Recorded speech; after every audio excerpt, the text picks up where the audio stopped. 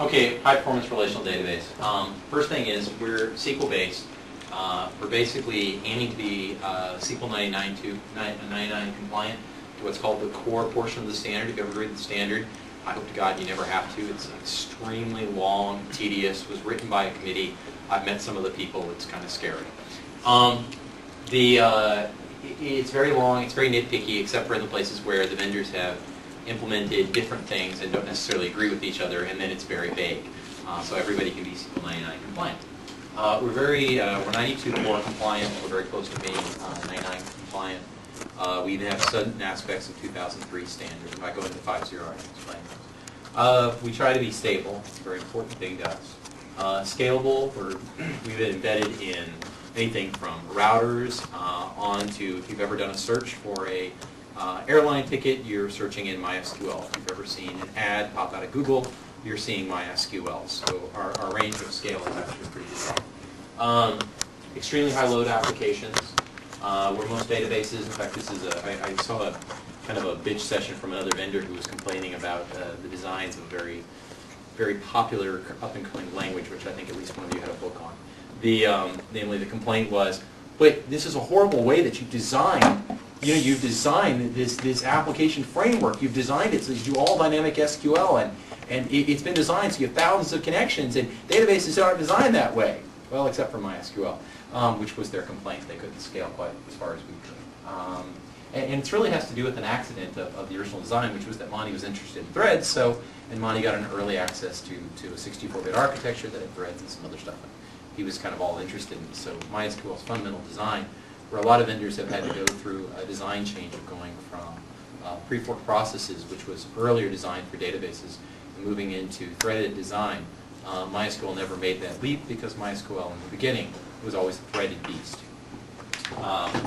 Very easy to use. Our rule of MySQL has always been that you can install it, get it up and running in 15 minutes. So that's kind of the goal. It's also very modular.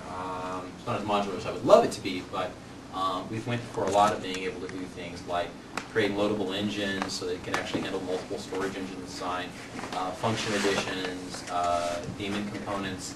There's been an awful lot that's went into the server to make it so that we can load components. And architecturally, we keep pushing it further and further so that more of the engines are not only more than just engines are loadable, things like, for instance, today, the ACL system. Why is it I can't have an ACL system that comes out of RAS or LDAP or you name it? So we're looking at trying to modularize the core so that more pieces can be plugged in and pulled out as required. And one thing is we can also disable a lot of features inside the server. The server's really been designed so if we want to, we can compile it down to smaller footprints or up to a larger footprint as needed.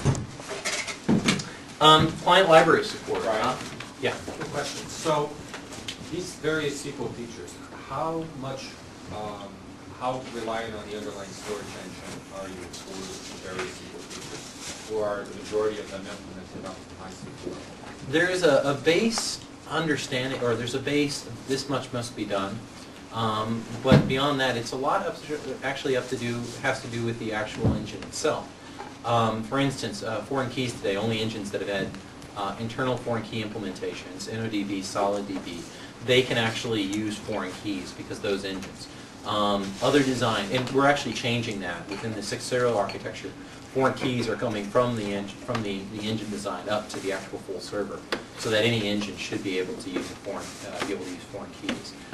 Full text indexes. If you have inverted indices, those are engine specific. Our tree indices are engine specific. But things like, for instance, collations, we've provided support back so that all of the engines can make use of collations. So collation-wise, those type of features. But even you get down to it, we have an archiving engine. That archiving engine, as you can imagine, doesn't support delete. It's designed for archiving of data. It does not actually support delete. In fact, early on in its prototype area, it could do truncates. We actually got a request back that no, we don't even want truncates, so it doesn't support truncates. So it really has to do with engine specific. But when you get up to the majority generalized engines, those engines all pretty much support about the same characteristics. Client library. In fact, this shows you a common thing of, well, what about the client library? So I have a JDBC app, I've written an application, I'm using JDBC or Perl DBI, or I'm using, continue on.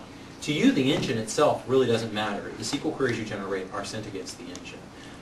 So, it's one client library, unlike a lot of the commercial world, where in the commercial world you say, well, I've got this needs for a typical transactional database. So there we go. I'm using a straight OLTP database. Oh, but I needed an embedded database over here, or oh, I needed an in-memory database over here, or I needed an HLR, or whatever else. All these vertical types. If you've read Stonebreaker's paper on this recently, which I've only started scanning, so I think I got the gist of it from the beginning, which had to do with the fact that there are multiple verticals for databases going on. And this is what's actually kind of unique about MySQL, is that MySQL's design has been so that instead of having to attack each given vertical market and have to, okay, I got to learn a different SQL dialect, or okay, I've got to use I'm going to have to retrain my DBAs, or I'm going to have to redistribute my software, I'm going to have to hope this software is ported, and oh, by the way, this bug in here I saw here. It is one database. At the core of MySQL, when you really get into it, the architecture is it's a federating optimizer, which means it knows how to federate queries internally between multiple data repository stores. And this is part of what can be unique about MySQL is I can have, for instance, an analytical table and I can have an OLTP table. Or I can have an OLTP table that, I have all these additional transaction data that's just sitting there that are X transactions that for some government regulation, I may need to keep around. But I don't need to really waste space in an OLTP design table, which is going to have a B tree that's going to grow infinitely and all that else. That's why we do the partitioning to keep these tables. You can take those transactions, move them offline into an archiving format, but if you still need access to that, basically do a join condition, you're within inside the same database. You can do a select that joins, analytical results, archival results, OLTP results, all in one given environment, which makes MySQL very different than other databases. When you compile down a stripped down version, say for embedded application, do you also remove SQL features? Some SQL features can be removed, but not all of them. It's a Well, if you remove all the SQL, you've got practically no query language. yeah. There's certain things can be removed. Say, for instance, like functions that support archery operations and so forth. All of that can be removed. So spatial operations can be removed. Actually, replication can be removed. A lot of those pieces can be removed. So you can actually go down to a smaller footprint. Significant savings to do that?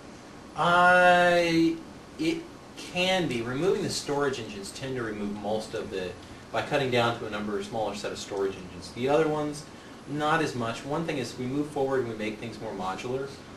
For instance, when the grant system gets rewritten, the ACL system gets rewritten, the ACL system will all become a set of modules. So if you run a database without any kind of an ACL system, which people do, they don't want to take the cost hits. We control our environment, we control the applications at the database. We don't want you to waste a single minute at all on doing any kind of access control list. Get rid of it. Now today we can flip a switch to do that, and so it becomes an if statement that jumps in, says, ACL's turned off, jumps back out. But what I want to be able to have it done is so that when you can compile the database, you can say, you know what, don't compile in these modules. I come from a background, I come back from a full text inverted indexing background, but I also worked for years on Apache, and I've written a lot of the modules around Apache. And so when I look at it, I look at the architecture there, and while it's not the same thing, I look at that and say, I'd like to be very similar. So I want to be smaller than even what you can do with Apache. But if I could to roll this back into the original point, you're asking what can be done, what is up above that level. All of the support application framework, so everything you see in connectors, everything you see in command line driven applications, all of that stuff is all usable by any given engine. And as I pointed out, you also have the advantage of being able to do relational joins into multiple storage types. Just a question on that. How do you decide where to draw the line between what's built in versus what is third party and added in? And what are the sort of the technological as well as end user considerations? Well, with a database, a lot of third party actually means we wrote this on top of the database. So it's anything from a CMS system to an ERP system or a website. All of that stuff, that's obviously third party. When you get into the connectors, it really depends on who implemented it. For instance, Perl DVD DDI was not implemented inside MySQL, and its current maintainer isn't a MySQL employee. PHP has been a combination of PHP developers, MySQL developers, and a lot of these things. The IDEO.net, I think we've done that one, that was internal. OLEDB, Ruby, Erlang, Eiffel, Smalltalk, we didn't do those, other people have done. When you get into the engine, when you get inside the database, there's a fairly decent set of user-defined functions that you can use, so you can load new functions in the database that have been provided. In fact, MySQL only provides, I think, 3 user-defined functions. So the somewhat 100 of those things that exist out there are all done by third-party people. Things like, for instance, the storage engine. The storage engine market's opening up quite a bit right now. So we see storage engines, PBXT, that's not MySQL, it's a German hacker that came up with that one.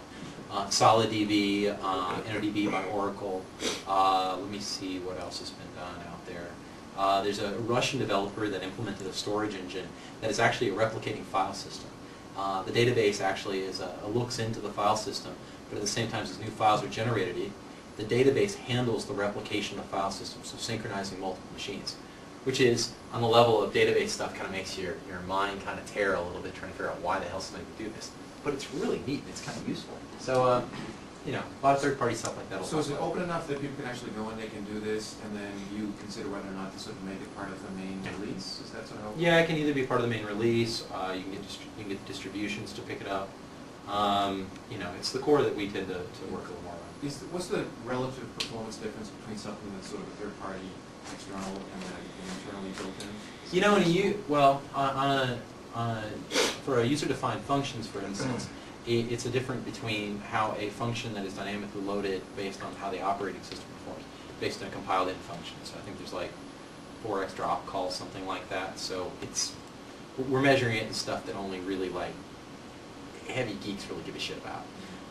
In the case of storage engine-wise, the API is open. Database can be recompiled with another engine. We've seen for engines that are, there's 2 ways to put an engine in the database. You compile the binary or you don't compile the binary, and you just load it in dynamically. There's a 5% cost we've seen overhead for a dynamically loaded engine, which is pretty much traditionally what we saw on Apache as well. So things like when we were field testing Apache for stuff like /dot, when I was looking at different binary types, the difference was only 5%. So it's not too, that's closer to probably being a universal thing. Code, we have some assembler, very small amounts of assembler, mainly in the string classes. It's written in C, C++. It's jokingly referred to internally as C++, because it's probably not the most object-oriented code you've ever seen. In fact, it's not really at all. We kind of live in the C++ is a feature to C kind of world, which is, it can make you cringe, but on the other hand, we're not so much slaves to object-oriented design that we pass on performance just to do it. Majority of it's written in C, client library, network communications, I/O. Parse tree optimizer implemented in C++. There's some other pieces that are implemented in C++. Some of the engines, like cluster, are entirely written in C++ nowadays. Yeah? I have a question. Since the optimizer is running at a higher level than the storage engines in this architecture, so how does it have access? Let's say we're hitting one particular storage engine. Yeah. How do we compute join order and cost of? Yeah. Was it cost-based or? MySQL is a cost-based optimizer. What we do is we have a series of points where we dive into the engine and ask, okay, so how many rows do you have? What is this? And then we sit there and ask, in a join operation, we'll ask, what about this? What about this? Okay, what so about it hooks this? into the engine itself to pull that information back out. And engines have the operation of just letting MySQL, a very simple design, they can let MySQL handle everything and say, you tell me what index I want to use. Or they can handle what's called pushdown conditions. So they can look at all conditions or attributes in the query. So if they, so for instance, if you have a predicate of A equals 3 and B is greater than 4, for instance, the engine can decide to take in those predicates and say, this means this here. And then we'll actually filter internally, or the upper design can filter for it as well. In the MySQL can assume that an engine is very dumb, only scans tables, and has table level locks. Everything below that, the engine has to say, like, so I have row level locks. Okay, I'll tell MySQL I have row level locks. So don't worry about locking in these cases, I'll handle it. Or, you know, I can handle all the predicates, so just push all down these predicates, or, oh, but I can't handle this one type of predicate. So these conditions, or I should say conditions, I can't handle these conditions. So it's really up to whatever the engine actually does. The upper end though does adjust join order, which can make a difference for something like a nested loop join, or for instance, we're working on a hash join, and who needs to be on either side of the hash join makes a difference. Yeah, I hope this question isn't too far off the field.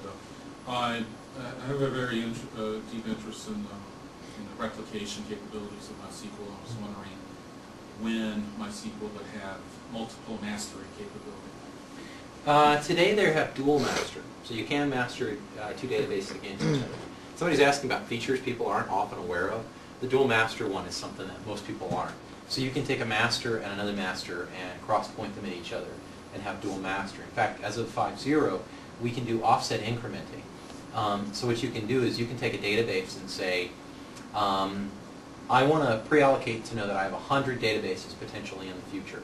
So what you do is the first database you come up and you say, skip by 10 across all databases, or skip by 100, and then you start at 1, you start at 2, you start at 3, you start at 4, you start at 6. And then all of the databases will then crank through those numbers, and if you have any kind of a cross-mastering. There's cross-mastering like in star, we see star setups, and I've got some slides if people are interested in more replication stuff. How many people are more interested in more replication stuff? Kind of.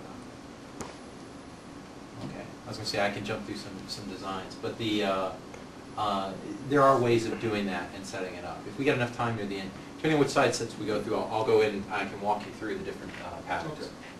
So, process model. MySQL is a multi-threaded. One connection means one thread, which means that if the underlying OS doesn't handle threads very well, MySQL probably doesn't work very well on it. Same thing goes for Java. We are actually untying these two in the near future, so we have some performance patches that were provided to us that will allow us to change this, and there are reasons to change this in certain cases.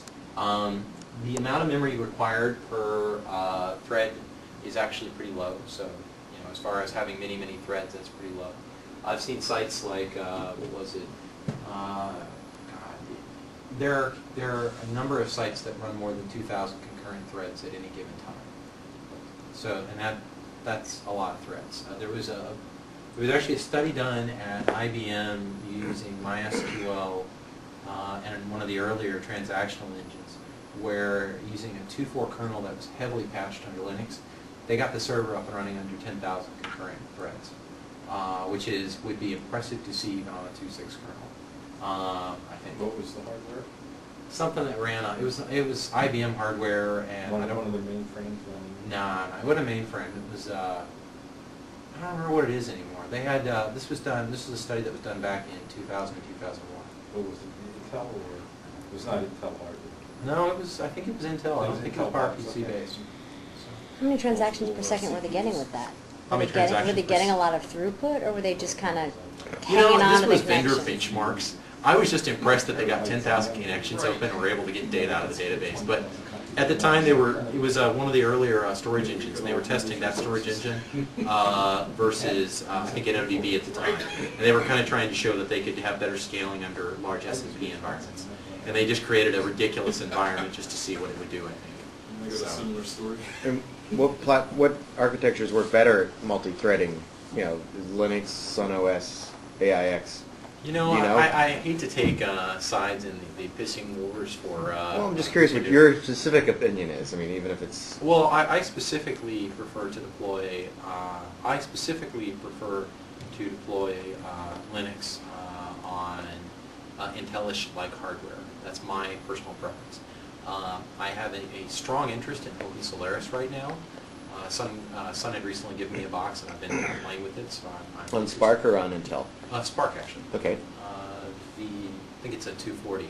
And I've been doing that. In fact, if you've been looking at the 5.1 trees, there's little incremental changes to the build scripts to get it to actually build a little bit better, and that's what I've been cranking away at. Before that, I was mainly on Opterons, so I tended to look an awful lot at Opterons. So, and I think my current box that I've been working on, or I'm going to start doing files on, is even like a PowerPC with a quad processor system. So I'm a little bit based on tuning based on whatever somebody gives me.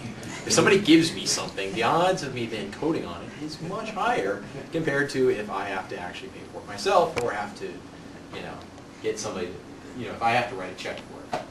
So, which is good that hardware vendors look at me. Who cares? This gives you an idea of the setup. This is a very simplified version of what happens inside the database. So we have a parser. A parser is a Bison based parser.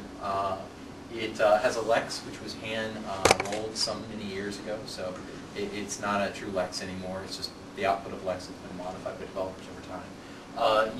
The Bison, it was originally Yak. It then became Bison quite some time ago.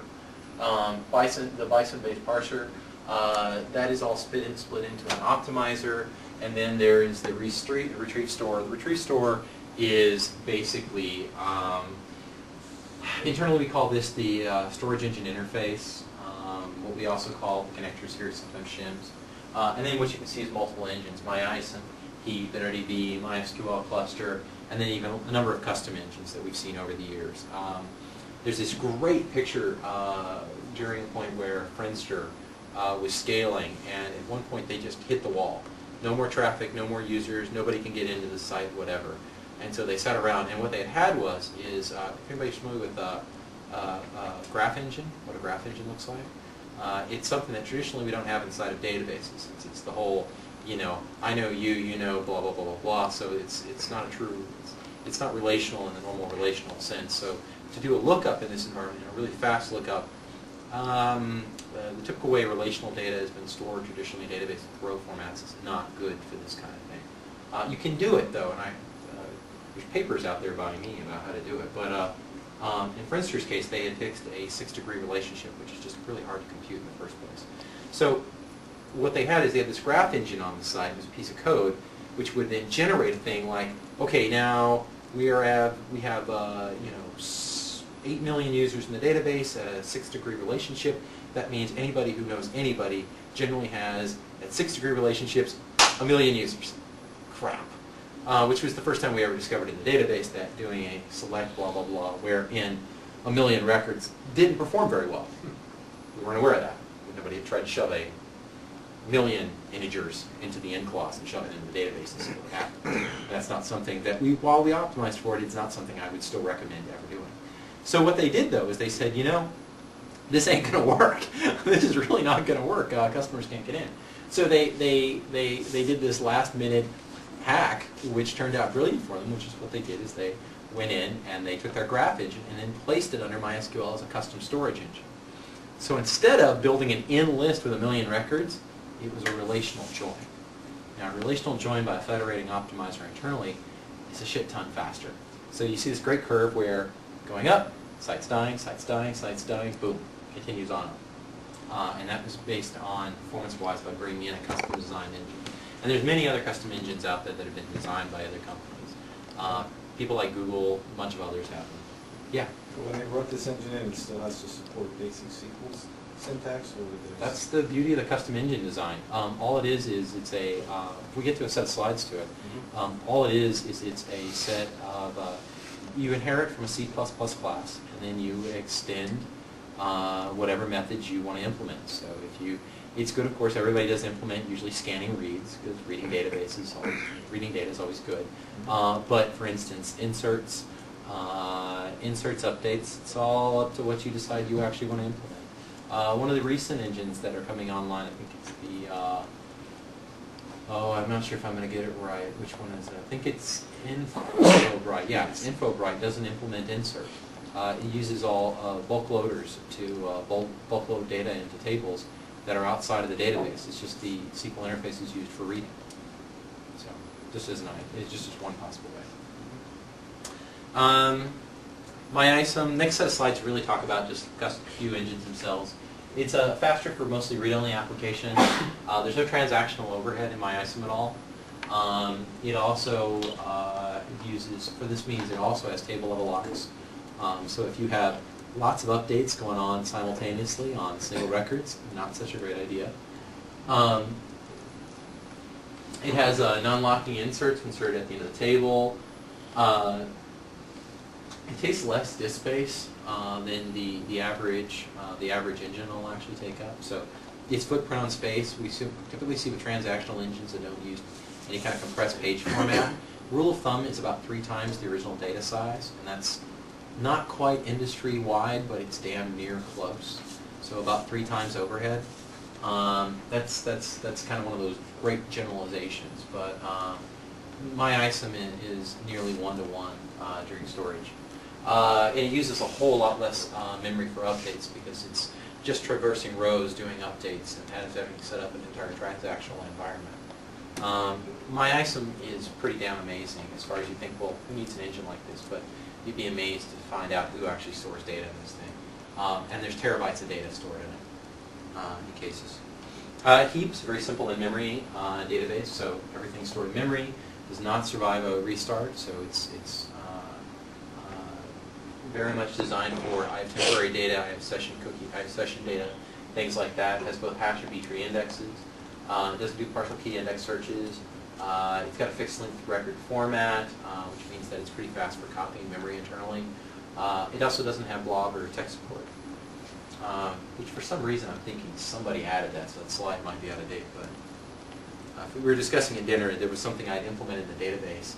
I'd implemented it like 3-4 years ago, and then somebody said, oh, and I was saying, oh yeah, you just need to do this, and it'll work like this. And they're like, but MySQL doesn't support it, Brian. I'm like, it doesn't. And I found, crap, I never pushed the code. Ah, damn it. So I think the blob text support, I think that's actually there. Going a little bit about InnoDB. If any of you are familiar with Jim Gray's book, InnoDB is a very typically designed engine when you look at, say, the traditional database as designed by, say, Jim Gray. If you went and opened up the black book and started reading at page 1, went to the end, you would be very, very familiar with InnoDB's internals. So, What's the name of this? Is it just called the Black Book? Or? ask any database geek, and they can usually say, "Oh, you mean the black book?" It's a transactional processing. We got a room full of database geeks here, so. Somebody here is going to remember the name of the book. Yeah, it's. I read it like 10 years ago. Yeah, if it falls on your head, you'll get a big headache. It's really thick and heavy. It's the only book I've ever seen that talks about internal databases in a real fashion. Huh. Yeah, I think that's why a lot of people copy out of the book. That's why everybody has it, because nothing else. Yeah, and it's kind of used a little bit as a Bible to design, which isn't really quite true. Some of this stuff isn't absolutely accurate. Anyway, so very traditional design. There's differences between MyISM and InnoDB, which can explain. MyISM, sometimes we use it as a data warehousing engine. I prefer to consider it an analytics engine. So if you're looking at the classic, these are the types of vertical database engines. I actually consider MyISM much more analytics. But avoid updating, you can kind of get a little bit of a difference. Features missing in InnoDB, no index or blob of text, no index on field prefixes. MyISM, for instance, has things like spatial indices, aka R-tree. It has inverted indices. So it's a very two different beasts. But the cool thing is you can use them both at the same time. And you go into a lot of large websites. Now, I have an easy use need for a database. MyISM will work beautifully. Or I have a very easy use, I need transactions. You can just default the database to one of the transactional engines and walk away from it and never really think about all this multi-engine stuff. That isn't easy, but when you start actually scaling and you start to hit a point where you're hitting walls in performance, and you start finding out, oh, you mean there's databases designed like A, B, and C, and I can use these? The nice thing in MySQL is, we already have a number of engines, and those number of engines are just growing over time. So when you get into scaling, it can really make a difference. Yes? The last item, no index on field prefixes, what does that mean? If, for instance, you have a varchar of 250 whatever, say, for instance, I want a smaller size index. So what you can say is, only index the first 10 characters, the first 10 bytes in the field. So. Is that supported by other engines? Some engines support it, some engines don't. Off the top of my head, I'm trying to think who still doesn't support it. Falcon. Falcon really doesn't. Well, no, I don't know. Falcon doesn't support it at all, actually. Falcon's design. Falcon's one of the new incoming transactional engines, and I'm Yeah. looking back to guys who are working on the engine right now. One who just started a few days ago, so I don't expect him to know the answer. But the guy who's been here for a while, I thought he might know. What are you asking about? What is I'm pretty sure it doesn't. In the field prefixes. Yes, it supports the prefix. Oh, okay. So it does support field prefixes? Yes. Okay. So yeah, and here's some other little pieces about differences between the two databases. Give you some ideas about InnoDB size limits. MySQL cluster is a database we acquired. It's an HLR databases, which for the most part means it's used in telecom environments. So it's a very different beast than a standard OLTP database. It's been integrated as MySQL engine now since we started the integration in 2003. Came up with the first version of it in 2004. It draws from a lot of Ericsson internally, their own knowledge about databases and HLR. It's a very different architecture compared to what you generally think of as a standard OLTP environment. Standard OLTP database runs on a machine. Maybe you run multiple instances. In cluster, what you actually do is you have data distributed out onto storage nodes, and you retrieve data that has been partitioned across many different potential storage nodes. And it's partitioned in a redundant way, so if you lose one server, you still have data accessible in another server. In many ways, the design cluster is a lot more towards what I think we'll see more in the future. If you were, it's here more common, for instance, if you looked at, I don't know if any of you have read an excellent, well, at least from, if you anybody here has read the Google Big Table paper, if you haven't, I would suggest go reading it. When you look and you read the big Google Big Table, it shows their own storage environment that they developed inside of Google, and you look at clusters design and say, there's similarities here. Very big differences too. Cluster is actually transactional. So it gives you kind of an idea. Let's see here. Anyway, like I said, it's a shared nothing environment, unlike say like a rack implementation, which uses a shared disk. So in some environment where you have one shared disk, if you lose that shared disk, so you go out and you buy whatever number of machines you want, and then you spend a lot of money on fiber channel and hope to God that damn fiber channel system never dies. If it dies, you lose the whole database. On the same token, though, in the environment, a shared nothing environment, you have the advantage that you can lose multiple nodes and still okay. You have the disadvantage also that typically, for lots of scanning reads and data warehousing reads, a shared disk solution generally is much better compared to a shared nothing environment. So both of them actually have trade-offs. Anyway, it's still relational. It's been ported to a number of OSs.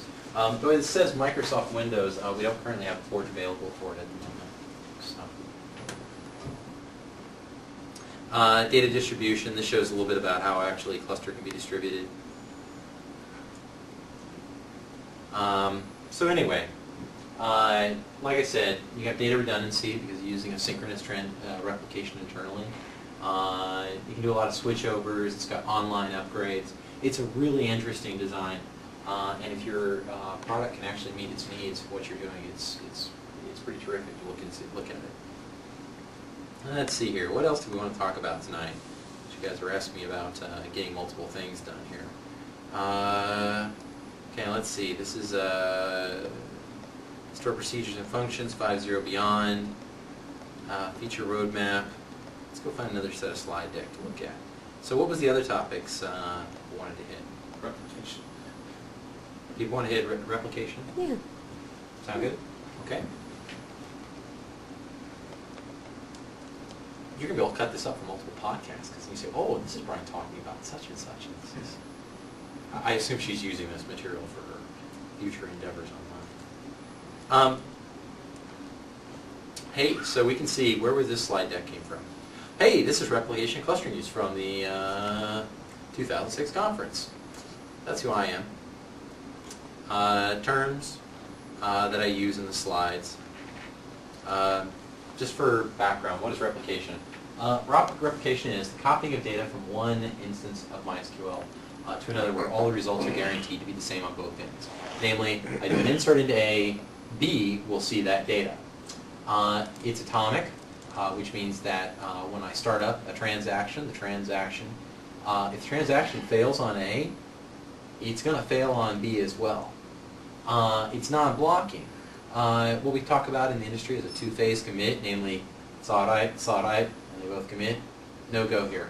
In a non-blocking environment, I do an insert into here. When that insert can be performed over here, it's performed over here. So it's not a synchronous environment.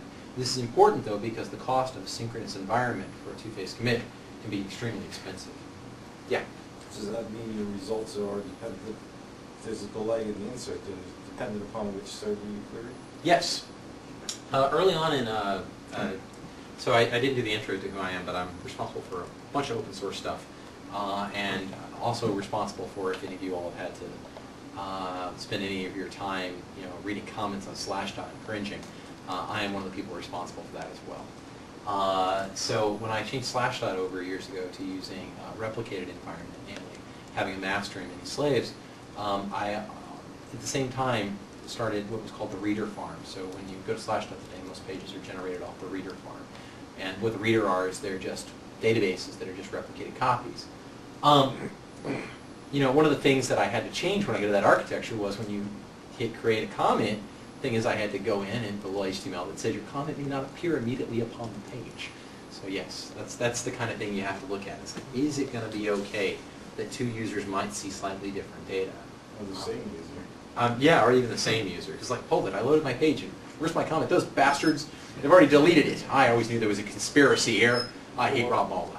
So I'll send him spam. See it, hit the reload button and it disappears. Yeah, so that's why the comment may appear. For the most part, though, synchronous. I remember years ago, Zawodny had done a little study for Yahoo, and he showed that like it was microseconds between, on master, on slave, in a good environment. But I've also seen environments. I had a quote-unquote smart sysadmin once who installed. I had a master. I had 3 slaves, and he gave me a 4th slave box. He brought it up, and he put a different file system on that box than it was on the other 3. So suddenly, over time, I'm like, why is it these 3 guys are this ahead and this guy's always the pokey one? And I'm like, well, maybe we have a disk failure. Send the sysadmin to Exodus. They go into Exodus and say, no, Brian, all the drive lights are okay. We haven't lost a drive. Because when you're using RAID 5, you lose a drive, I think it's slower. So I'm like, what could it be? And then I figured it out. Formatted it to a different file system. Excellent. And now I can prove out loud that this file system is always slower than this file system. And it was ext3 was the faster. The slower one was RiserFS. So, yeah. So anyway, today's replication. This gives you a little bit of idea of 5.0. So we have a user application. It sends into a MySQL instance. The data is stored in the bin log. The binary log is then read across the pipe to a slave where it is saved in a relay bin log. And then it is fired up into the instance. The advantage of this relay log is pretty close to always being caught up to this bin log. So if the machine goes out.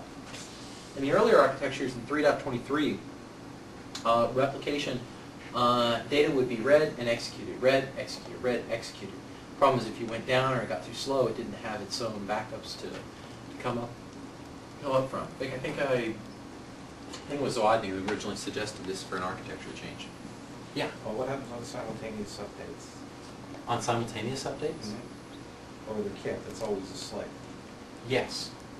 Yeah, there is no such thing as a simultaneous update. Because you only have one master. Everything is serialized. So in the end, everything is serialized to be executed in a certain serialized order. Yeah. So in this design, the bin log gets filled on the master, and it's immediately, that bucket's filled, and it's immediately drained into the relay bin log, and then it's up to the slave MySQL instance to eventually get around to playing out the stuff out of the bin log. Yes. And in Gotcha. fact, sometimes you'll get in a place where, for whatever reason, the slave can't do the bin log and it just can't progress further and stuff like that. We get issues like that. Like we get the issue where if replication breaks, before we had monitoring in place, if replication broke, we know that our customers would be like, I don't see myself online, why not? And it's because they weren't replicating. Yeah. If there's a... So if for any reason the relay bin log has an error in it or stops, for instance, somebody went and deleted the table off of the slave instance when they shouldn't have.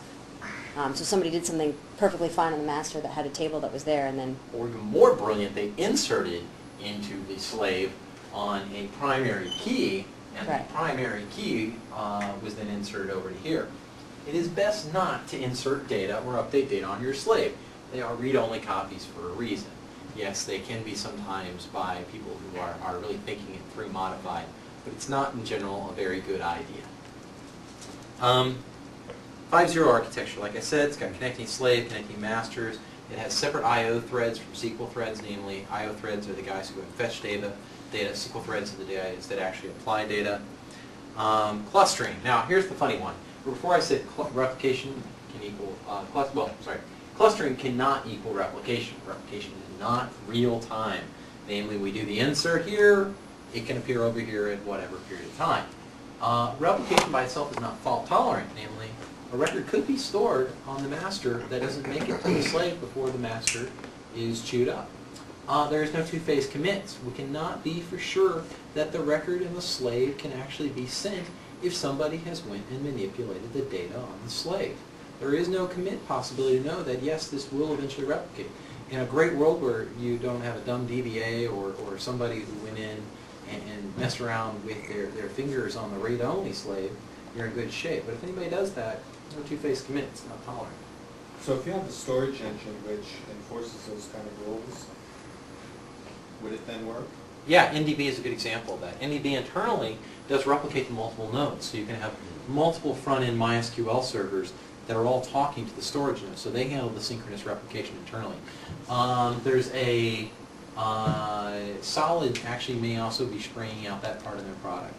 I expect somewhere in Solid right now there's a marketing guy out there going, no, don't tell people this. And you have APIs which then go and say, give me this part of the binary log? Yeah, there are APIs that can actually do that. In fact, they're available in the slave protocol runs in the same protocol layer as the MySQL client, so you can kind of jury-rig one up pretty easily. While I just said replication doesn't equal cluster, replication can equal cluster though. It allows you to spread your reads over multiple hosts, reducing single point of failure. So, you know, a lot of websites can work in a read-only format. A lot of applications can work in a read-only format, so you can take that master online and still do read operations. And in strongly read environments, you need reads. You can also create a database for specific tasks. So the ability of creating clusters of environment. For instance, if you have logging databases taking in certain types of data that needs to be logged, you can create application-specific environments. Say, for instance, and I'm going to go back to using websites as an example. A lot of websites will want to record incoming accesses to pages and so forth, record that data. If you have a very, very fast set of inserts that you need to have coming in, you will probably want to optimize for that and not put that in the same database that is hot for your front page views. Or, for instance, denial of service attack called search. If you have search implemented from out of the database, the searching itself might create some pretty crazy-ass wild queries that you may not be wanting to run on the same database that's running your front page. If, you know, somebody finally finds the infinite recursive, you know, small dwarves and whatever, you know, search query, you don't want that query bogging down the main database to the point where the database can't serve out the traffic that actually makes you money. So this is something important to think about. So replication can equal clustering. So there's a number of things that we can do inside of MySQL for these environments. Let's talk about shared disk clustering. Shared disk clustering. You have a MySQL instance, you have a MySQL instance, you have a shared disk. MyISAM implements this today. So you can have a single data file on, say, some form of global file system. You can pick a physical medium for that. You put it on Fibre Channel. You put it on iSCSI. I put NFS up there just because somebody usually walks out of the room when I give these talks to hundreds of people, and they're like, "Oh, I'll go put it on NFS." Let me explain to you that NFS is a really, really bad idea. It does not have good glocking, and it frankly corrupts data. So do not use NFS for a physical medium. Fibre Channel is good. It's very expensive. iSCSI is not as expensive and is pretty good. I have a personal interest currently in ATA over Ethernet. I'm actually finding it really neat, and I'm finding it in my little test right now to be a little more high performant than iSCSI is. So that's something to actually also look at. Does InnoDB support this mode at all, or? No. The only engine today that's shipped that supports it is MySQL. I keep saying that it's a 4-line patch to make the archiving engine support it. It's not been done. About the same thing for the CSV engine, though I don't know why you'd want to do it. Well, actually there is a reason to do it for the CSV engine, but it's about a 4-line patch for those engines. It's not that hard to do. Like I was pointing out earlier in before slides, there's other types of clustering which can also be done, like say MySQL cluster. You have multiple MySQL instances all reading from exactly the same data set. The beauty of this is everything inside of here is all synchronous, which means this guy and this guy always see exactly the same queries when running. So this is another type of clustering that can be done. In 5.0, everything is actually stored in memory. In 5.1, you can put certain attributes out on disk to get a larger footprint. So like I said, shared nothings, transactional. It's in memory though not as 5.1. It's a very fast primary key lookup. Like I said, it's integrated into a relational database. Converting tables are very easy, and it's also very easy for creating things like data marts, where if you have a central core database that holds all your data, but you need to be able to serve that out to some other instances, what you can do is copy the data out of the core database and into tables inside a cluster, and then use those tables over an environment. Yeah? So you don't even have the choice in 5.1 of having it in memory? Yes, you do. Oh, Yeah. okay. It can be entirely still in memory, or you can say, I would like these pieces to go out on disk. Because it says not in 5.1 that you can have it in memory. Yeah, probably poor writing. Blame me, or the marketing guy. I don't remember who wrote it. The slide looks like one written by me, though not like a marketing You guy. say not necessarily. Yeah. Common paradigms, like I've talked about. There's read replication environment, there's split loads, there's star clusters. To kind of get into it, for instance, you can have a user application. User application writes data out here, reads data from multiple instances. This is a read cluster. This is very, very common, available. This is used for things like, if you've ever used LiveJournal, you use things like Slashdot, Wikipedia. A lot of people work on this kind of environment. Disadvantage of the environment, it's not synchronous. Like we said, one change here may not be seen as a change there. You have a central point of failure of writing in a straight read replication environment. If you lose that writer, there's no way of actually writing data during that period. Advantages, it's really easy to fail over to read-only mode states because you can still scale in that. And it's really, really simple to scale a distributed read environment conceptually. A lot of people can work out exactly how to do that. There's also what we call application clustering.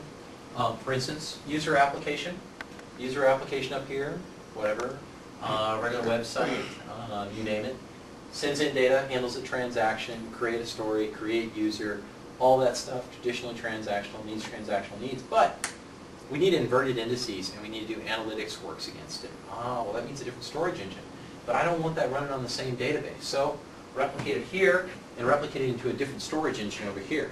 So for instance, OLTP engine here, inside in here, MySQL, inside of this guy, which means then you can do, look up on inverted indice, analytic works, and you're all doing it on a separate instance on a separate machine, no destroying the main OLTP database if need be. This is a really nice kind of application clustering design. I see a lot of usage around this, especially in search setups. This goes into a little bit of case.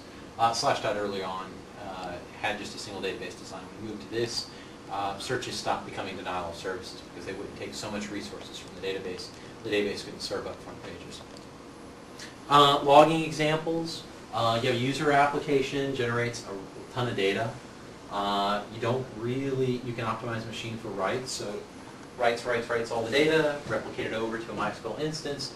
User applications then can make use of that data, but you do not harm the I/O that is occurring to the writer database by trying to mix loads on the same machine.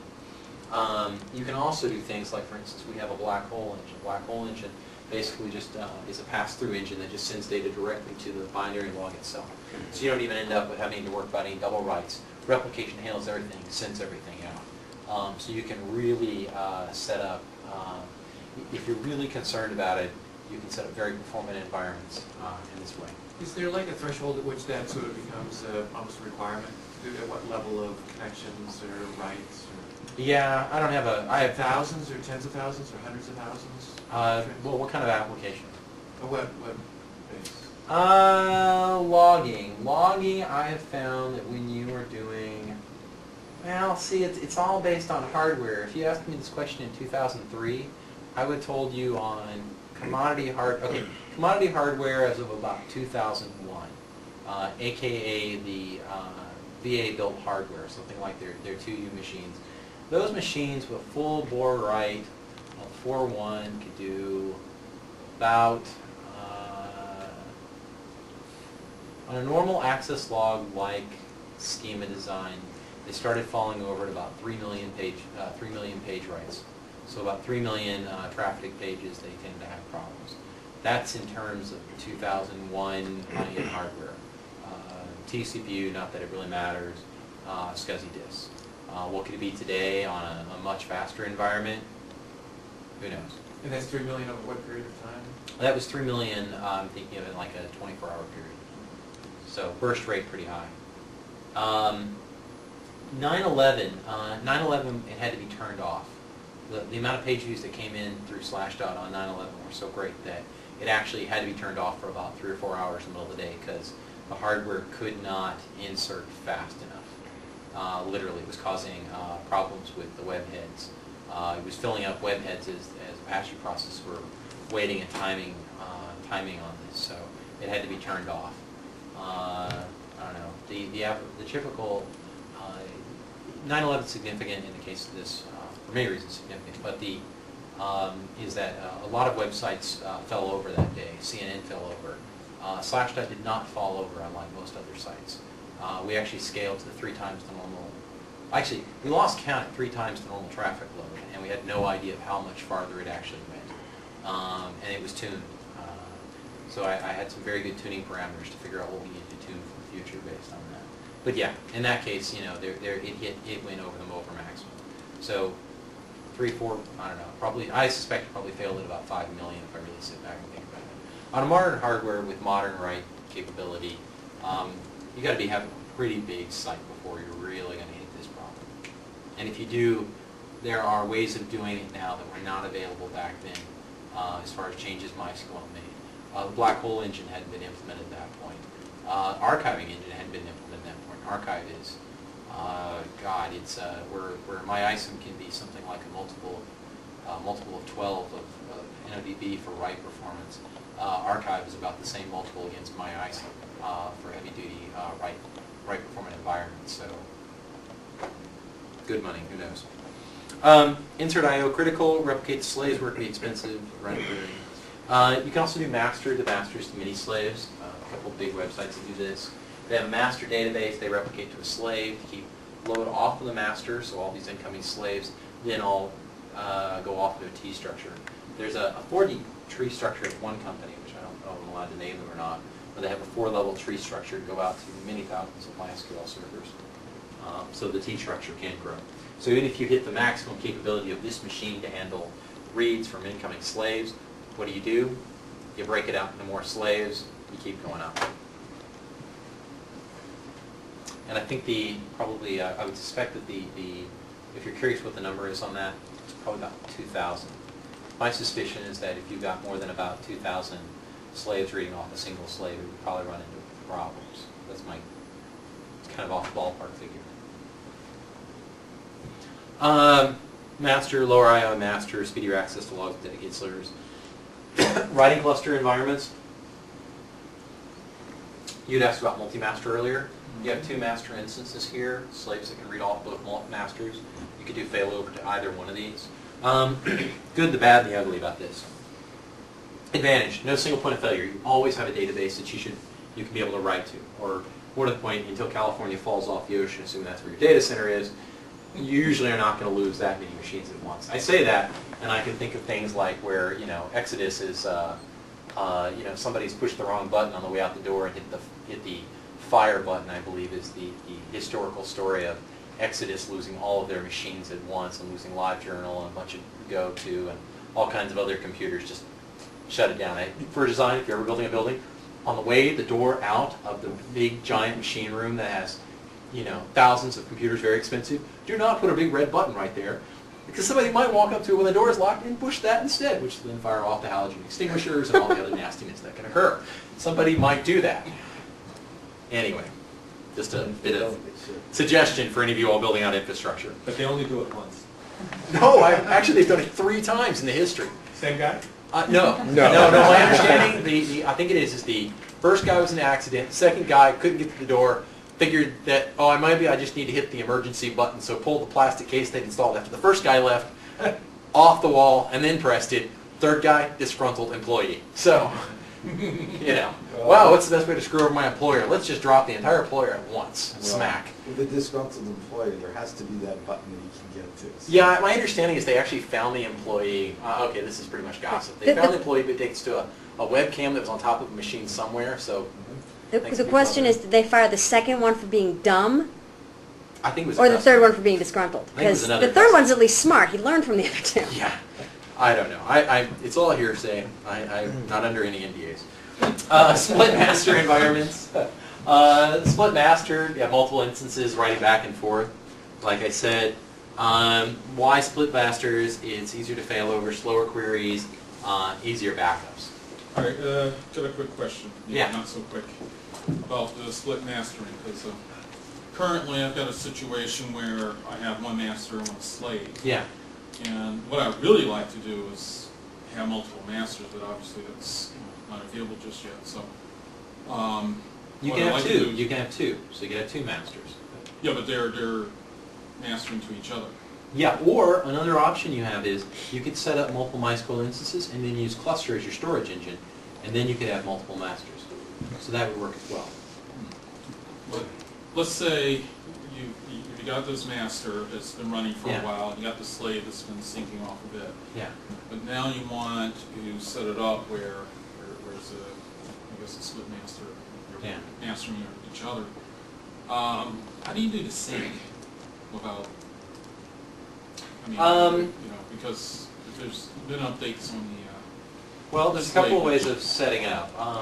I usually sync, to create a new slave, what I usually do is I keep one spare slave around, and then I just bring that slave down and then copy it over to another machine.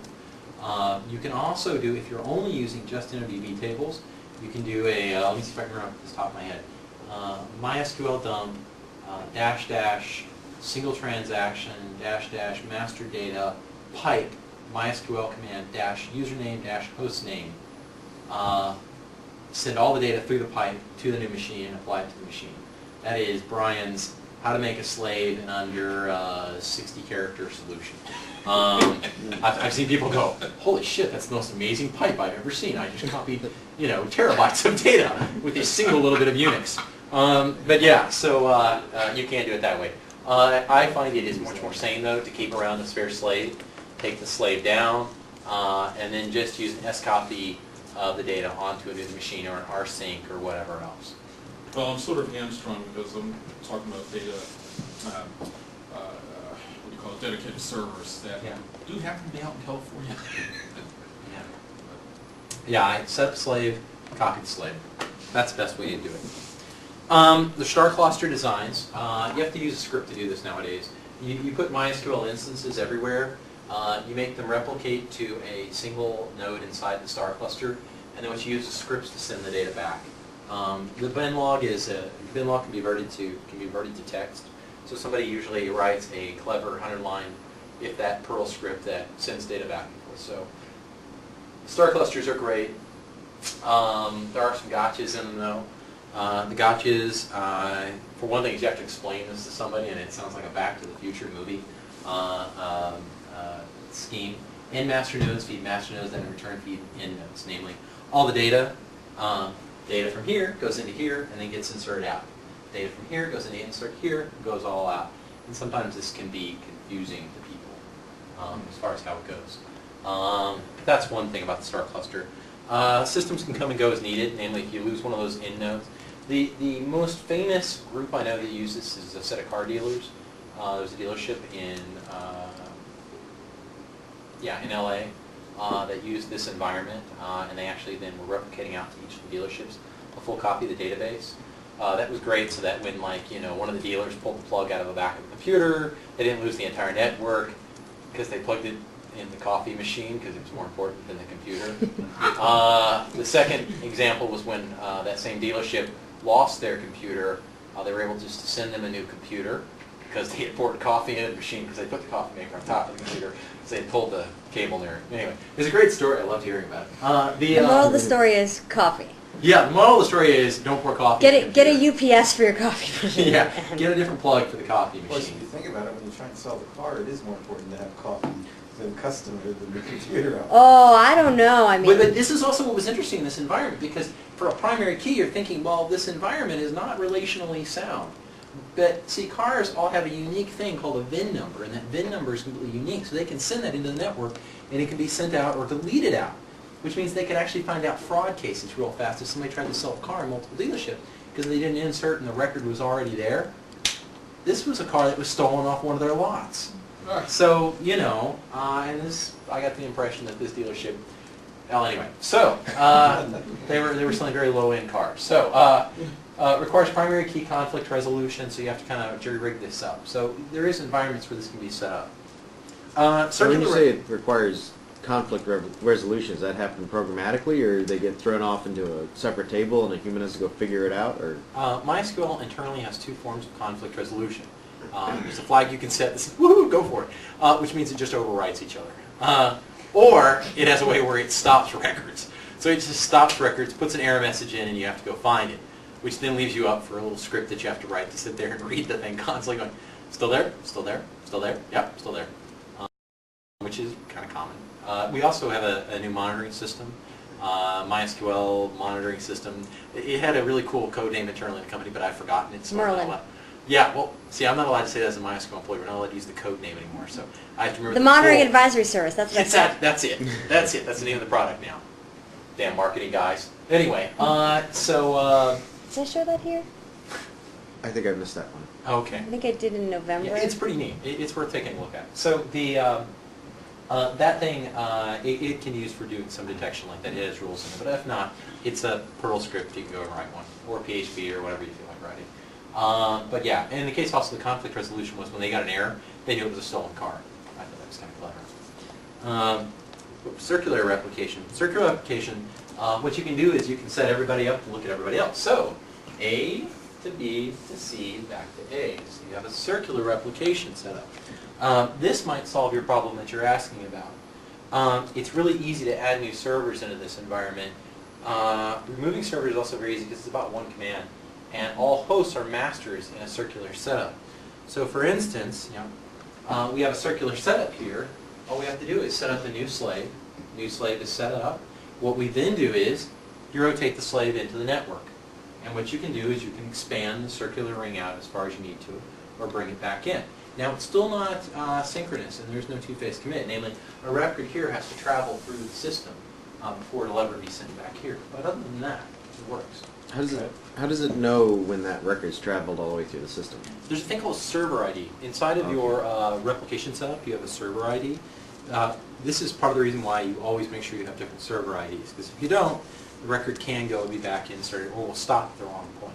So if you had two server IDs in the same server, the record would only make it part way around the circle before it actually stopped. There's also things that can be done with federated. This is one of those. This is where we implement a feature, and it gets used for things that we entirely never thought about.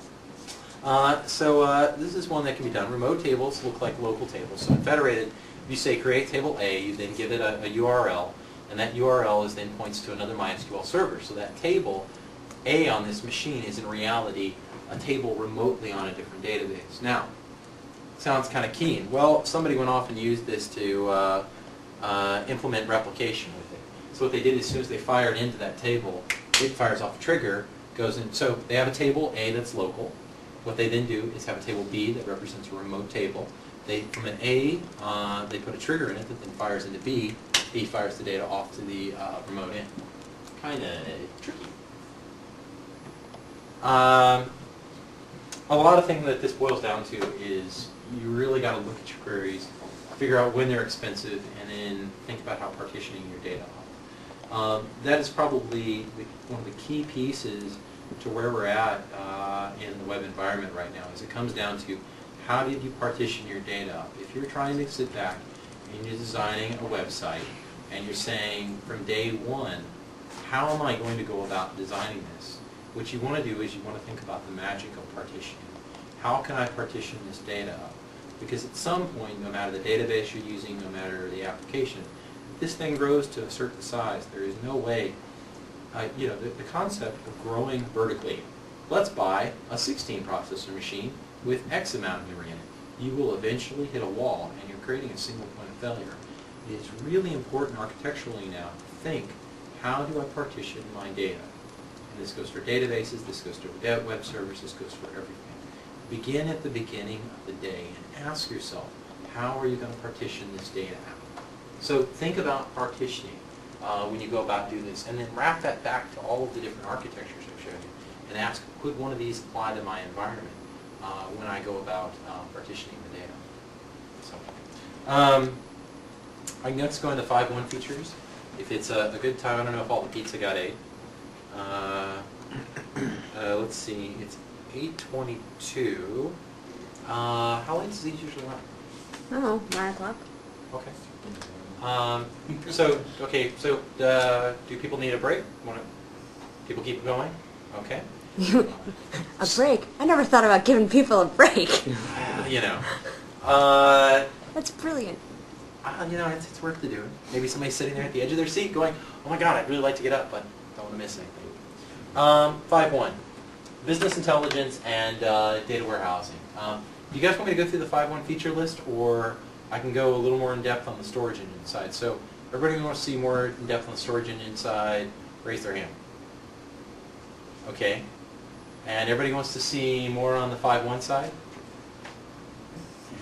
Okay, a lot of you are here for the ride. Okay, so Is there anything that people in particular do want to see, or? I can split this, yeah. Is there some topic that I've completely forgotten about? I don't have to leave at 9, so it How doesn't. about performance statistics too? Ah. How fast to make it go and what's wrong? I usually answer performance questions this way. Somebody tells me what they're trying to design, and then I try to tell them how to actually make something performant. The thing is there are many little tricks that you can say, okay, you need performance, well, buy enough RAM, get everything in, if you're using NoDB, inside of the pool. My ISIM, I use a good RAID system that has a much faster I/O throughput. There's a lot of things I can tell you that, but it's better to know. Cranking out 5 or 6% of performance to me is incredibly uninteresting. In a lot of cases, a lot of cases where you're really trying to make these changes, the very few tricks will get you 5 or 6 performance. Who cares? That's assuming you weren't missing big things like indexes. A miracle operation is you walk in, you say, I need to be faster, and you look at the queries and you say, oh, create an index here, here, and here, walk away from it. That's easy stuff. Saying you need to buy faster disks, that's easy. Saying you need to buy a lot more memory, that's easy. Everything else is in the 5-6% range. It's not so to me, I just really don't get that interested in it. Things like, for instance, if you're using Linux and using NoDB, look at what the sync call you're using is. Ask yourself, there's a TRX commit state of 0, 1, and 2. Read up on that 0, 1, and 2, and ask yourself what you're comfortable with. If you're comfortable with saying, my OS never crashes, its transaction state can be set a few different ways. It can be set so that a sync call means completely sync, which means that no matter what, if the machine went out or not, the transaction is saved. It can be not set at all to where it's woohoo, who knows what happens. I assume the database never crashes. I assume that the OS never crashes, and Santa Claus didn't bring me a pony. Damn him. On the other hand, you can also set it to the OS never crashes, the database crashes. Just be safe on that. So, be fine. And I now wonder if I ruined Santa Claus for somebody, and that's why they've left. But we'll find out. So, the other thing you can do is if you go to forge.mysql.com/wiki/top 10 SQL performance tips. There are about 80 some odd tips for performance that we all came up with during MySQL camp. I'll put that on the message board So that's 80 some odd tips to Yeah. feed your performance hungry minds. Yeah. Turn off A time on disk. That's one I find. Somebody's created disks, files on it. They've left A time on. Just turn A time off. Oh, it's not even on the list. That one's not on the list. No, because it was SQL performance tips, so it's kind of like don't shuffle a lot of data across the network, and don't use select star, and Don't beat your foot with a hammer. I don't think hammer. So a lot of times when I look at performance, I look at the question of, it goes back to what I said earlier, is how do I partition my data off to use multiple machines? Because to me, that's really the answer to performance, is partitioning.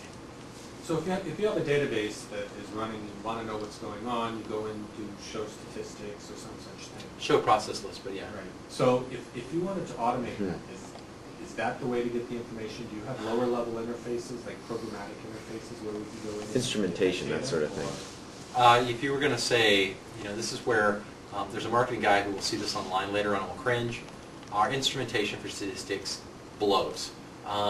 We have very little of it. Traditionally, we have scaled well enough that I could used to be able to say, well, it doesn't matter, just scale it this way. I would say that we have definitely reached a point where people are far more interested in it nowadays. Things that I look at personally, I look at things like what's in the process list. We have a monitoring service that you can take a look at. It sounds like you might want to have somebody come in and show you that. I write Perl scripts that scan data, looks at data, constantly scans the process list, tells me what data is in the process list, and lets me extract that data and look at it. That is something that I find to be very, very useful. And do you have that documented anywhere, or? No, this is where you get into hire MySQL DBA. That's the kind of monitoring that tends to do well. Start bringing out that kind. You can look at the process show NODB status for using NODB, look at show variables, and you can actually look at variables that are set up, or show the server status. There's a lot of pieces you can pull in and apart. I also look at the OS level. I think that some of the three most important pieces of statistics you can ever find out is recorded in the first part of VMstat. Because by looking at VMstat, those first three numbers can tell me whether or not is the CPU blocking or is the disk blocking. The disk is blocking because the CPU can't keep up. That's very important. Buy more CPU. The disk is blocking. Therefore, why am I not getting fast enough I/O? So the first three numbers in VMstat, as far as I'm concerned, are one of the three most important things to ever read. The rest of the VMstat information, as far as I'm concerned, is usually gibberish for a lot of reasons. You can find pieces out of it. Those first three numbers are pretty much, is the patient alive, dead, or barely running?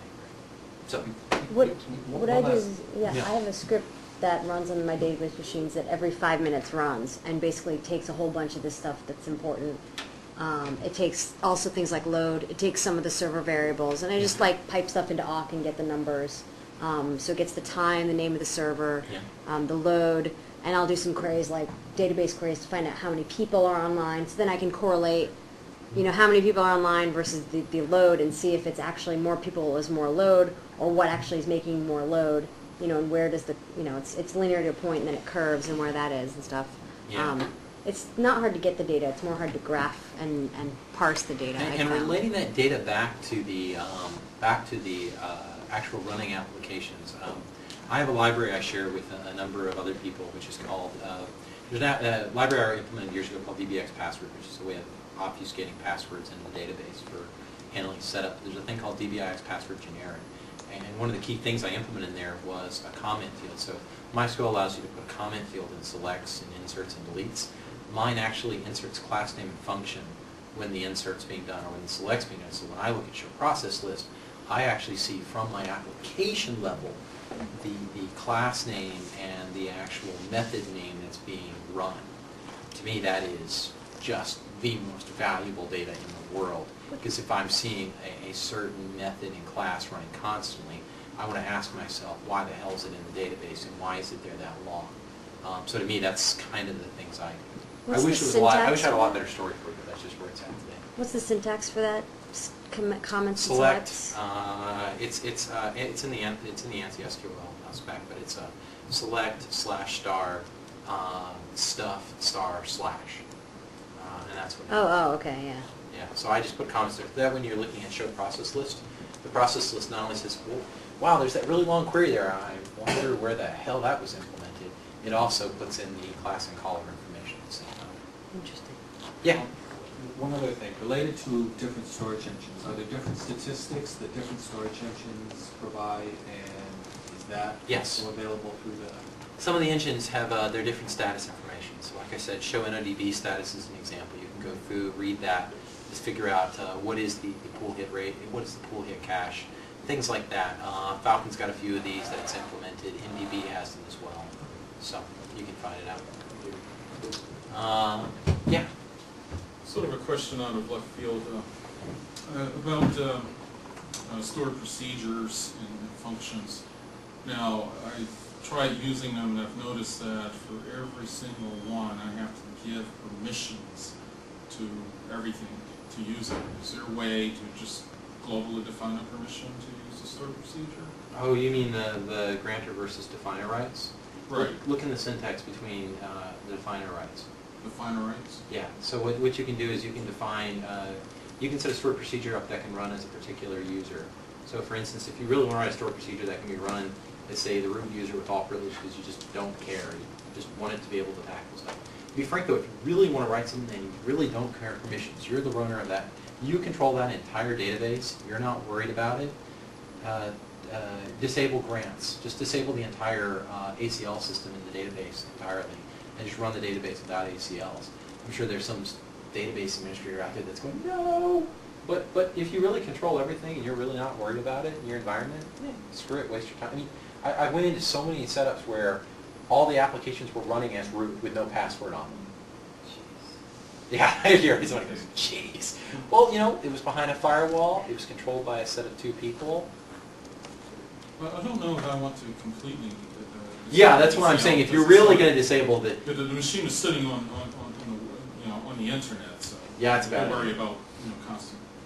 I don't even like databases sitting on the internet. That's my personal feeling towards it. They should be behind firewalls. In fact, if I was running on if you're running a database on one machine and the machine is only being accessed from that machine, you can do skip networking, turn networking off, and then just everything will work through VIO, which is the abstraction layer, can also use different methods for writing it. So it doesn't have to use TCP/IP. You don't even have to have TCP/IP enabled. That's something to consider too, both for security needs and performance. Yeah. So just a question that your database is on the internet, let's say, and is there anything that does encryption or any kind of, how much do you trust the data that's out there? Security and so forth. For database communication, MySQL can run with SSL. So you can set up so that clients can be configured to use SSL communication between the client and the database. If you're running on anything like the internet, like a database, I'd do it. That's where you do Yeah, and I would use SSL certificates even for authentication and stuff. Just don't even worry about password stuff. Just use SSL certificates. So, anyway, I'm forgetting unfortunately right now. But the answer though, when it comes to TCP/IP and so forth, any modern OS that's been out there and designed, so 2.4 kernels up on Linux, HPUX from like 10.20 and above, I think, all implement TCP/IP stacks so that if it's a connection to the local host, it actually uses shared memory. So the difference in performance from connecting from a socket connection to using a regular memory, whatever, is pretty much zilch, because the TCP/IP implementation has already been optimized for doing that. So it's not like it's sending something out the Ethernet card and coming back in. The OS optimizes for that by itself. So any modern OS you're dealing with is going to be optimized to handle that. So it doesn't really matter. So. I've noticed a problem with that approach. I've got it set up so I've got, let's say, 2 databases running on the same machine on different ports. Yeah.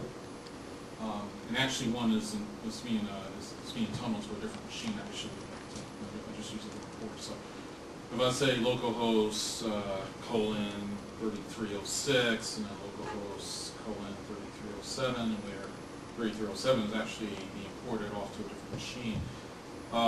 what happens is that because it's, I guess, switching to shared memory, it hits the wrong database. No, it doesn't actually. This is an unfortunate gotcha in the database. One of the early optimizations in the design, which I fight about this one pretty regularly, is that dash protocol, you have to say what protocol you're using. By default, even though you've implemented said different ports, and somebody needs to take a copy of this video and send it to Monty because he doesn't believe me that anybody ever asks about this. But the answer is that even though you've set different port numbers, then the different port numbers, since you didn't specify a protocol, MySQL doesn't actually use TCP/IP. It uses the local protocol method, which I cannot remember off the top of my head. It's God. Anyway, it's really annoying me. I can't remember this right That's now. funny. If the sound didn't come out in the video, Ronald Bradford actually just ran into that. Yeah, Like yeah. 3 days ago. No, literally, he was on IRC, and I'm like, but it's connecting through the sockets, even because he was using like multi IP addresses or something, and he was. Yeah, that's I just got to remember what it's using. But Yeah, I whatever did it look is. it up, but it's not using TCP/IP. I forget off the top of my head at the moment. But it's not using TCP/IP, even though you've specified different ports. It's not using TCP/IP, so yeah, you're going to need to actually, what you need to do is dash protocol equals socket. So. I've actually wound up using 127.0.0.1 instead of localhost, and that actually works. Shoo, what version? 5.0. Oh, okay, because we actually fixed a bug in that. I'm not sure that that's portable between It's not versions. the, Yeah, what you really need to be specifying is protocol equals socket to get what you want. okay. So, okay, any other questions? I have a high-level question. Yeah. I'm new to databases, so I apologize, but I'm curious, how does MySQL's focus compare with the non-shareware databases like Oracle or Sybase or SQL Server 2005? Well, we're not shareware, just to point that out. I wrote shareware years ago. This isn't shareware. But almost all the different database vendors have a different focus. We look at different verticals. We're looking at, SQL Server looks at a lot of small business stuff. We're almost all a little different. We all have a very big, giant area of overlap, but we all focus a little different. MySQL is traditionally used more in new application design. It's very rare for somebody to take their application and try to port it wholesale into MySQL without making changes to their application. Usually when they move to MySQL, they usually make changes to modernize their application design. And then it's much more common to see new application design used in MySQL. Do you know where that is? Yeah, it's vendor lock-in. It has a lot to do with, there is a SQL standard for, it has all entirely to do with stored procedures.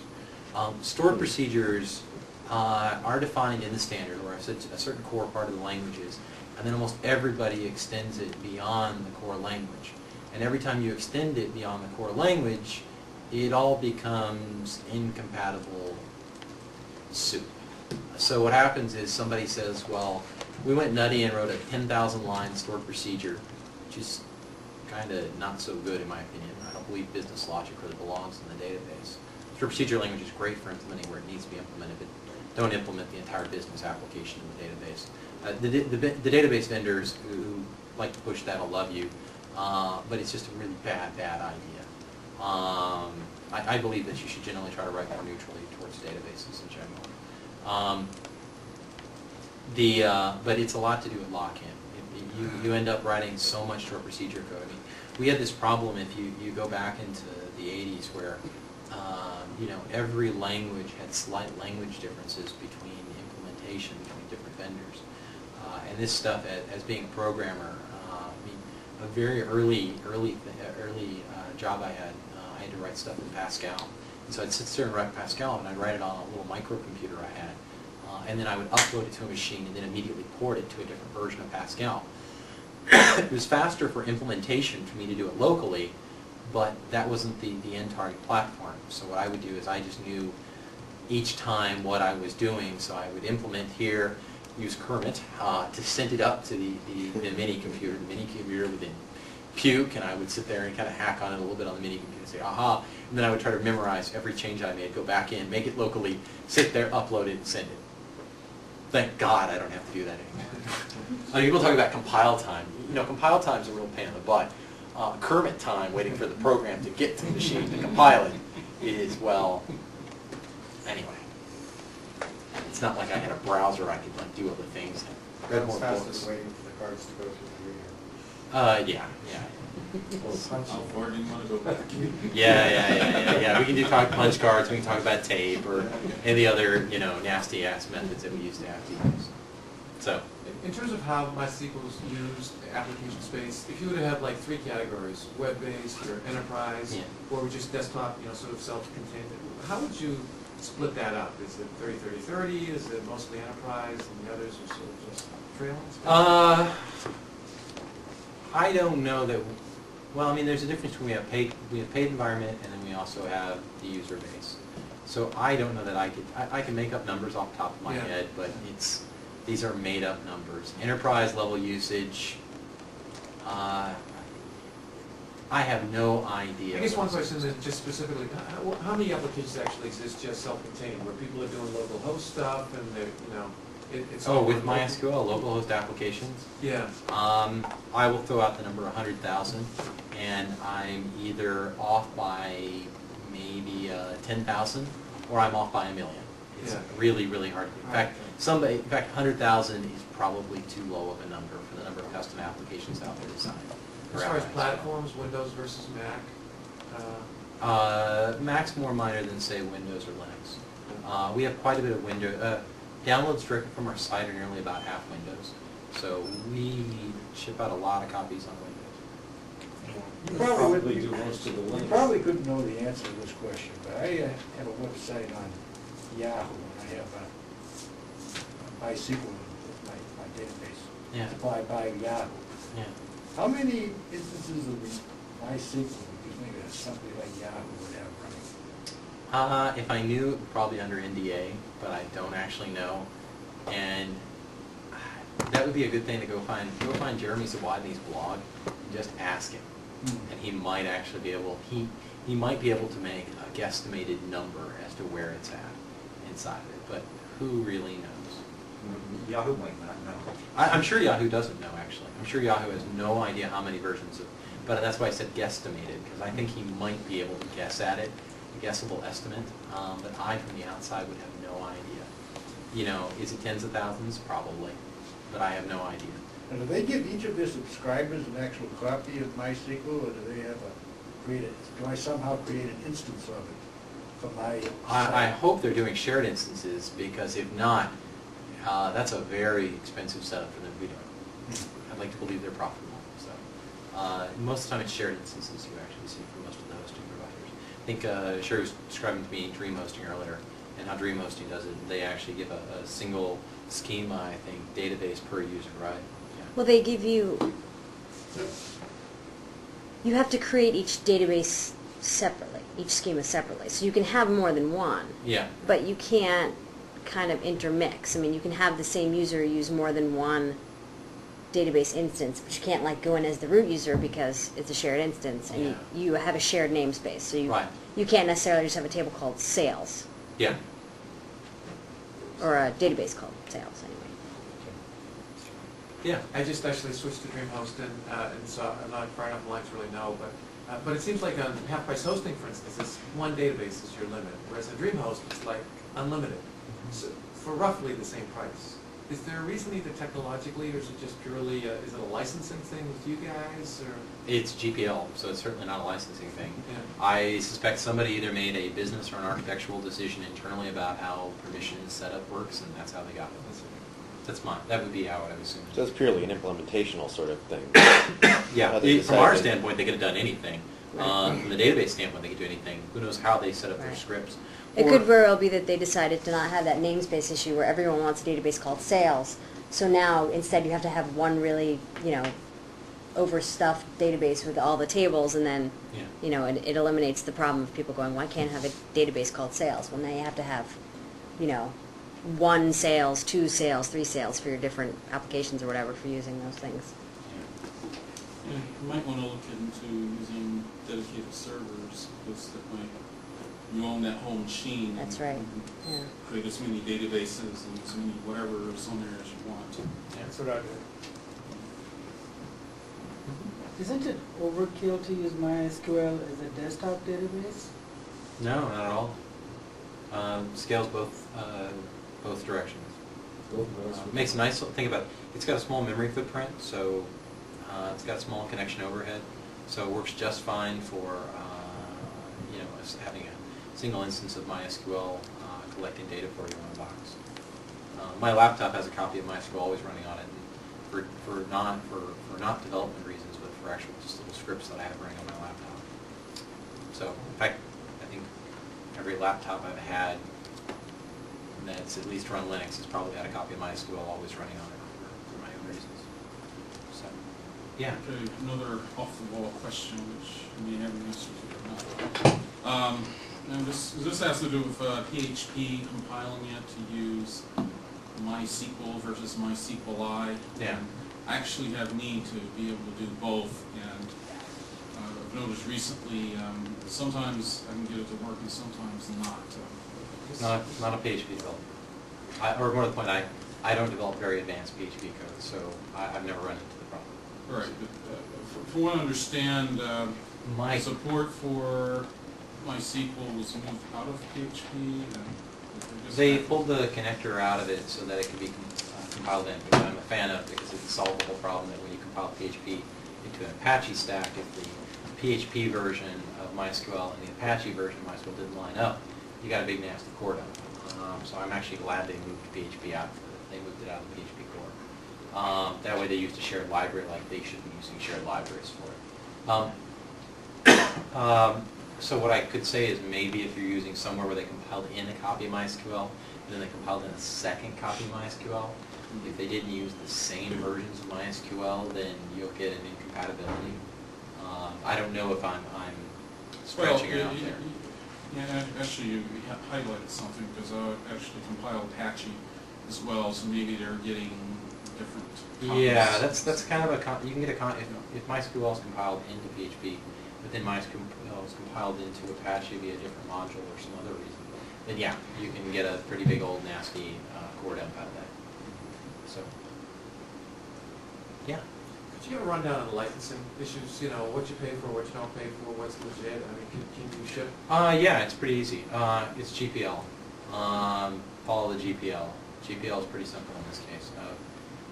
At least I've always found the GPL very simple in this case.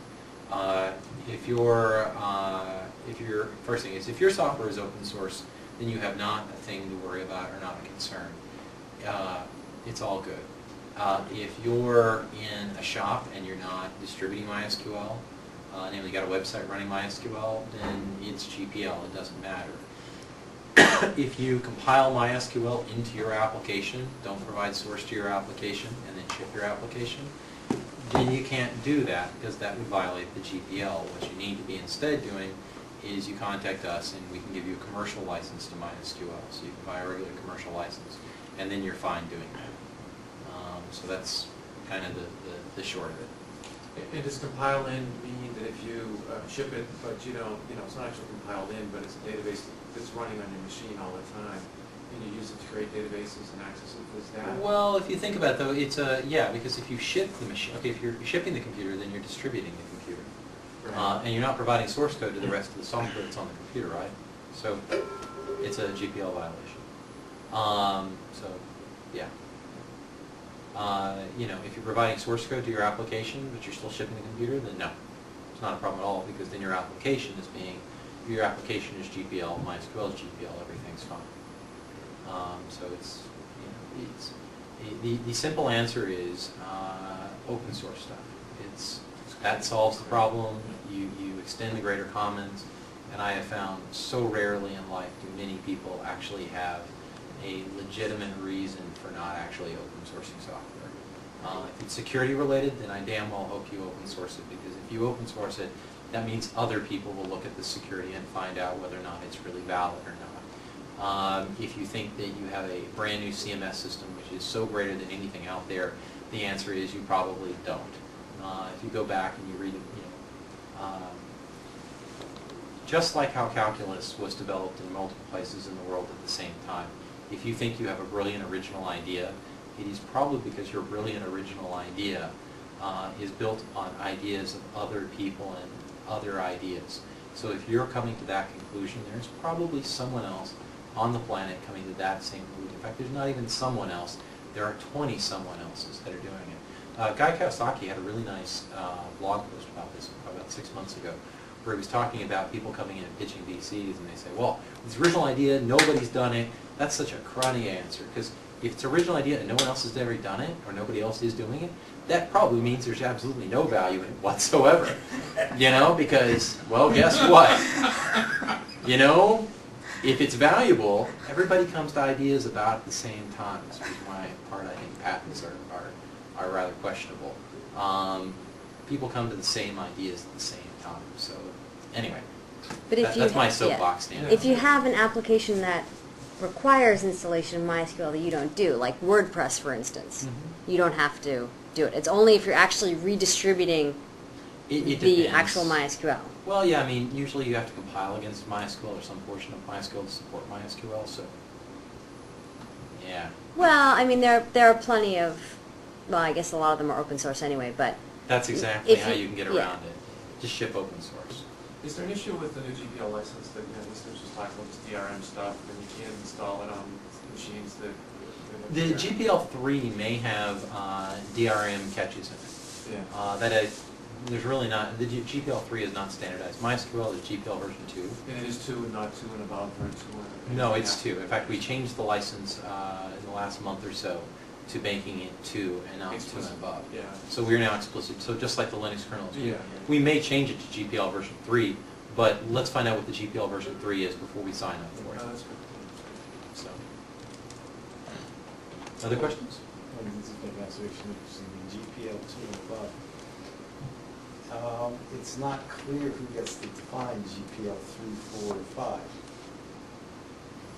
That's another reason for not wanting to see The upgradable license Yep, is something that I am not a big personal fan of. But remember, the license says you can use this with a licensed version of 2 or above. So it is up to the end user to decide which one they're going to do. But yeah, you're hitting on a fallacy of the license, which is that, you know, what happens if somebody, you know, some group ramsacks the FSF and the GPL version 5 turns out to be something that's just incredibly inane. How about even a ransack? I write something I call GPL 7 and publish it. Much simpler than that. Yeah. don't they have like a patent on the name GPL or something? That was a joke. Yeah. First of all, you can't have a patent on a name, but second of all, I am it's a pretty joke. sure they don't even have a trademark. Trademark. On A trademark. Trademark, they might get protected.